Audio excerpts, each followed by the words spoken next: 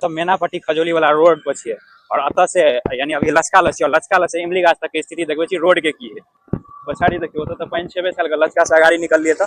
और आब एम्हर देखो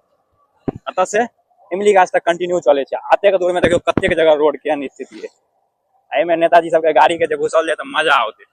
सबसे जबरदस्त नेताजी सबके पैदल जो घूमे ने में तब एक नंबर देखियो पानी नाला तो बनल है लेकिन नाला के कोनो माय बाप नहीं देख रहल छै कते खतरनाक पानी सगते लागल है मतलब जब तक कनियो गड्ढा है ओतऽ पानी लागल है बगल में नाला रहे तो रोड पर पानी अब सोच सके छे नाला केहन बनल है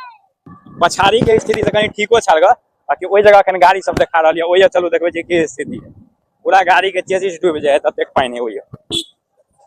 और उमर सब में साइड बाटे निकलियो सके छे लेकिन ए जगह देखो टेम्पू पूरा डूब जाए चक्का साइडो से नहीं निकले लायक रास्ता है तते जगह पर ततेक पानी है जगह पर और आब तो पानी कम भेल कम से कम वर्षा भेला 4 दिन भ गेलै तो पानी तो कुछ कम भेलै पहले तो पूरा गाड़ी के चेसिस डूब जाय छलै स्प्लेंडर और पूरा डूब जाय छलै ओइमे गाड़ी अगर बंद भ गेल तो गाड़ी के खोलने बिना कोनो कल्याण नहीं है